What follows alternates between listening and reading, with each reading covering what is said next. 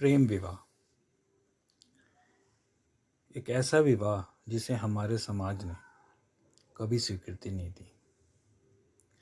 आज आधुनिक युग में कुछ हद तक प्रेम विवाह देखने को मिल रहे हैं। माता पिता ना चाहते हुए भी उस विवाह को अपनी स्वीकृति देने के लिए मजबूर हैं। कुछ दिल से भी अपने बच्चों के प्रेम विवाह को स्वीकृति देते हैं और आज भी कई समाजों में ये विवाह प्रचलित नहीं। लेकिन ये विवाह ईश्वर आपके जन्म के साथ ही आपकी कुंडली में लिख कर भेज देता है। कई कंडीशन में ये विवाह फलीभूत हो जाता है, यानी प्रेम भी होता है, विवाह भी होता है और विवाह आगे जीवन भर चलता भी है। कई कंडीशन के अंदर विवाह हो जाता है लेकिन विवाह चल नहीं पाता।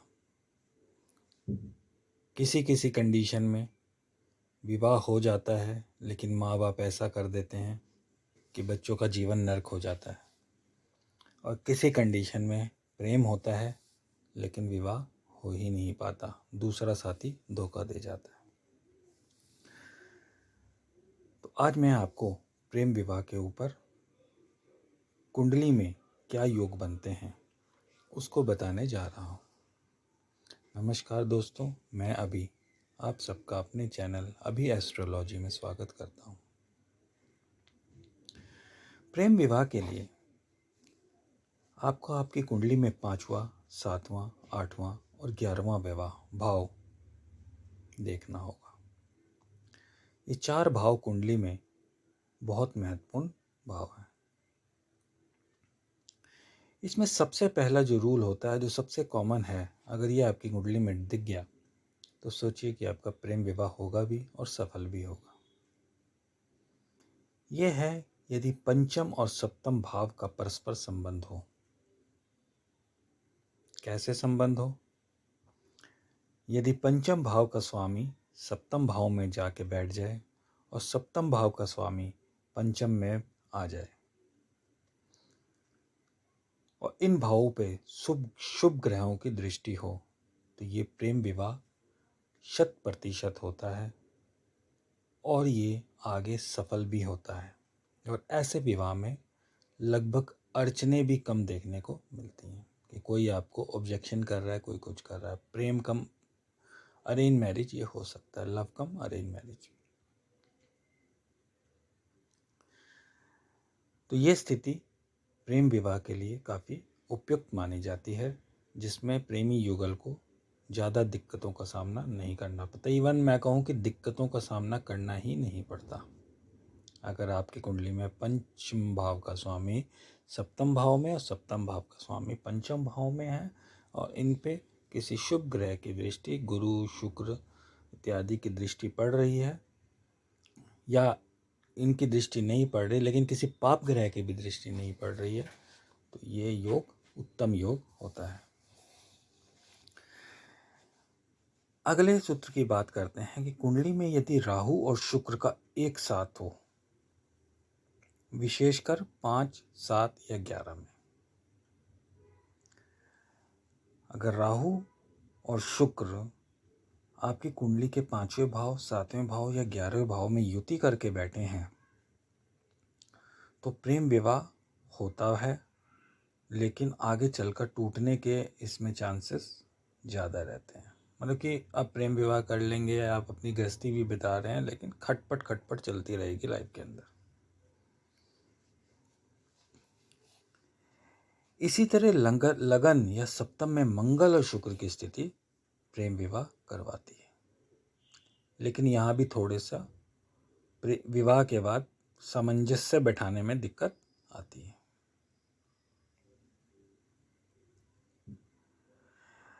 यदि पंचम और सप्तम भाव में शुक्र ग्रह का प्रभाव हो और इन भावों पर शुक्र और चंद्रमा की स्थिति हो तो प्रेम विवाह अवश्य होता है। पंचम और सप्तम भाव पर शुक्र ग्रह का प्रभाव हो शुक्र कहीं से इनको देख रहा हो, दृष्टि डाल रहा हो, सप्तम भाव पे दृष्टि डालेगा अगर शुक्र खुद लगन में होगा, और पंचम में डालेगा 11वें भाव से। और एक कंडीशन और यहाँ पे है कि शुक्र आपकी कुंडली में मारक ना हो, कारक ग्रह हो, तो प्रेम विवाह होता है। और या इन भावों पर, पांचवें और सातवें पर शुक्र और चंद्रमा की स्थिति हो, मतलब शुक्र या चंद्रमा से कोई एक ग्रह इसमें बैठे हो या युति करके बैठे हो, तो प्रेम विवाह होता है। शुक्र और चंद्रमा की युति या एक दूसरे पर दृष्टि देना इन भावों में लाभकारी सिद्ध होता है, प्रेम विवाह भी होता है और विवाह आगे चलकर सफल भी होता है। शुक्र का संबंध यदि लगन से पंचम से या सप्तम से हो या एकादश से हो तो भी प्रेम विवाह होता है। अगर शुक्र का संबंध लगन से हुआ, लगन में बैठा है, लगन को देख रहा है या लगनेश है, पंचम से होता है, सप्तम से होता है या एकादश से होता है, बस नीच का नहीं होना चाहिए, आपकी कुंडली में मारक नहीं होना चाहिए, प्रेम विवाह का योग अच्छा बनता है। एक और योग देखा गया है जिसमें संभावनाएं बहुत बढ़ जाती हैं। अगर पंचम का संबंध, आपकी कुंडली का पंचम भाव का स्वामी अगर नवम भाव के स्वामी से संबंध बना ले या नवम में जाके बैठ जाए, या नवम का स्वामी आपके पंचम भाव में जाके बैठ जाए, या नवम का स्वामी कहीं से आपके पंचम पे दृष्टि दे दे, या पंचम का स्वामी कहीं से आपके नवम पे दृष्टि दे दे, तो ये प्रेम विवाह योग की संभावनाओं को बहुत ज़्यादा बढ़ा देता है।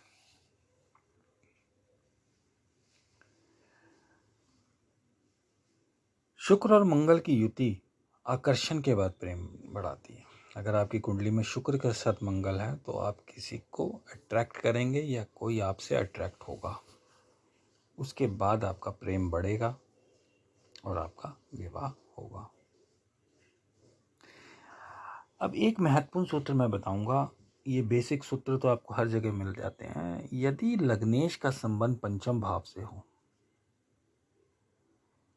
यदि आपके लग्नेश का संबंध पंचम भाव से हो या पंचम भाव के स्वामी से हो और पंचमेश का संबंध सप्तम भाव से हो,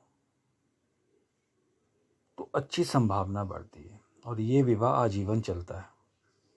ये आप योग देखिए कि अगर किसी की कुंडली में ये योग बनता है तो उसका विवाह सफल माना जाएगा। यानी मान लीजिए वृषभ लगन की कुंडली है, शुक्र आपका 6 नंबर में बैठ गए जाके, साथ में पंचमेश बुध, वृषभ लगन कुंडली में पंचमेश बुध होते हैं, बुध भी छठे में बैठ गए, और सप्तमेश मंगल वो भी बुध में आके बैठ गए। यानी वृषभ लगन कुंडली में शुक्र, बुध और मंगल, इन तीनों की अगर युति हो जाती है तो आप ये सोच सकते हैं कि आपका प्रेम विवाह होगा और लंबे समय तक चलेगा। तो आपको अपने लगन के अकॉर्डिंग देखना है कि आपके लगन का स्वामी का पंचम भाव या पंचम भाव के स्वामी से और पंचम भाव के स्वामी का सप्तम भाव के स्वामी से अगर कहीं रिलेशन बन रहा है तो प्रेम विवाह की संभावना बढ़ जाती है। शुक्र मंगल की युति अगर शुक्र की राशि में, शुक्र की 2 राशियां होती हैं, वृषभ और तुला, अगर शुक्र मंगल की युति आपकी वृषभ या तुला में बनती है तो प्रेम विवाह की संभावना बढ़ जाती है। इसके अलावा हम नक्षत्र को भी देखते हैं कि अगर पंचमेश का, मान लीजिए आपका पंचम और सप्तम एक दूसरे से भाव परिवर्तन नहीं कर रहे हैं, राशि परिवर्तन नहीं कर रहे हैं, तो आप ये देखें कि उनके नक्षत्र में अगर परिवर्तन होता है, सप्तमेश का नक्षत्र और पंचमेश का नक्षत्र एक दूसरे से इंटरचेंज हो जाएं तो भी प्रेम विवाह के योग बनते हैं। पंचमेश और एकादश भाव का स्वामी, जो आपके पंचम भाव का स्वामी है और 11वें भाव का स्वामी है, एक साथ हो तो ये योग प्रबल योग होता है। इसको कोई नहीं रोक सकता। आपकी शादी का योग बन के ही रहेगा। अब अंतरजातीय विवाह की बात कर लेते हैं कि वो कब होता है। यदि आपकी कुंडली में राहु का संबंध पंचम से हो, राहु पंचम में बैठा हो या राहु की पंचम से दृष्टि हो या सप्तम भाव से हो, राहु सप्तम में बैठा हो या सप्तम पे दृष्टि हो या शुक्र के साथ युति हो, तो प्रेम विवाह होता है, और वो भी अंतरजातीय विवाह। यानी राहु का संबंध पंचम, सप्तम या शुक्र के साथ हो गया तो प्रेम विवाह अंतरजातीय होता है, इंटरकास्ट मैरिज होती है।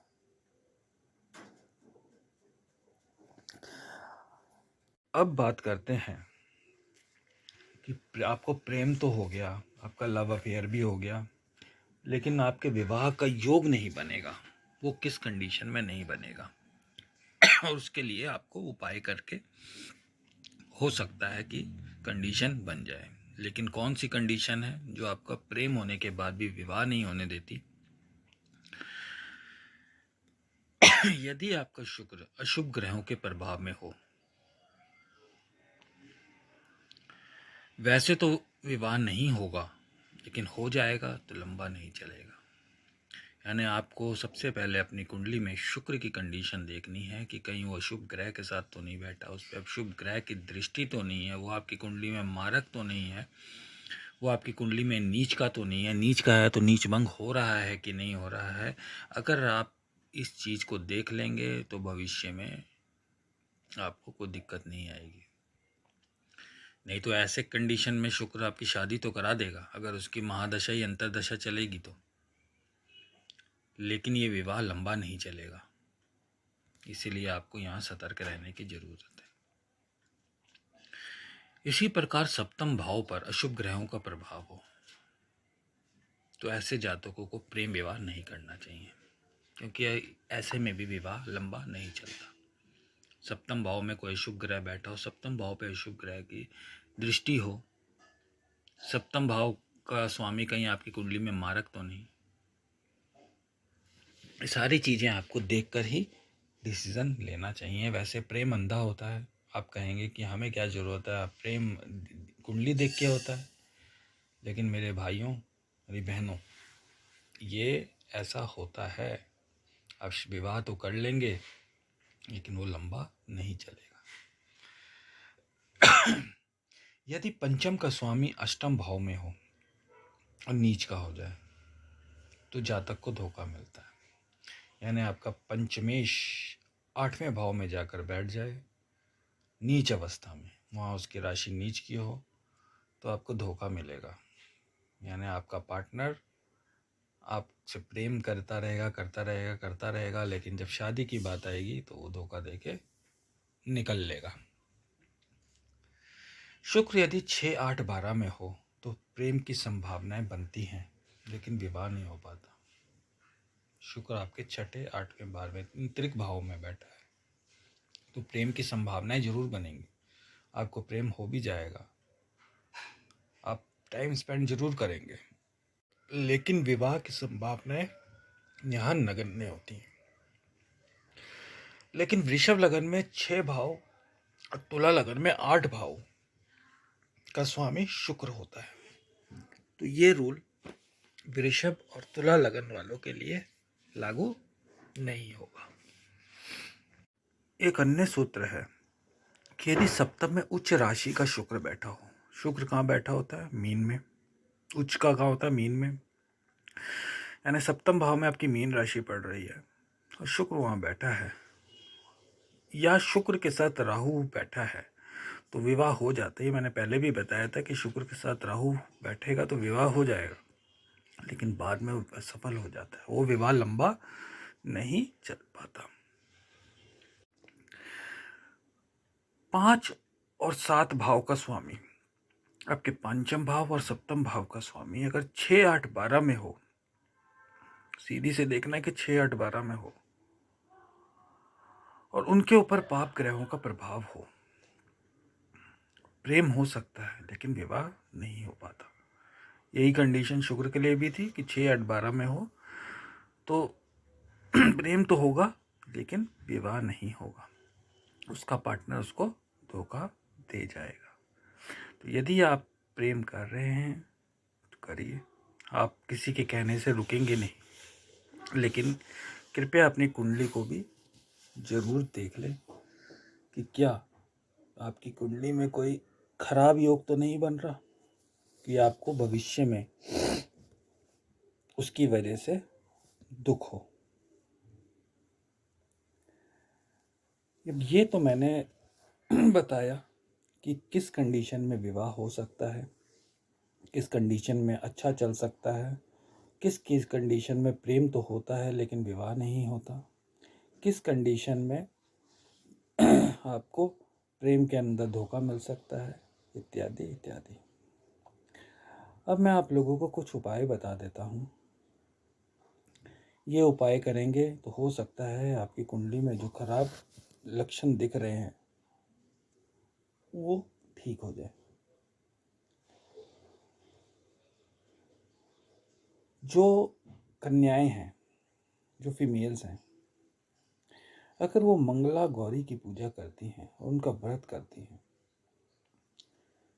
तो प्रेम विवाह करने में आपको सफलता हाथ लग सकती है और वो विवाह लंबा चल सकता है।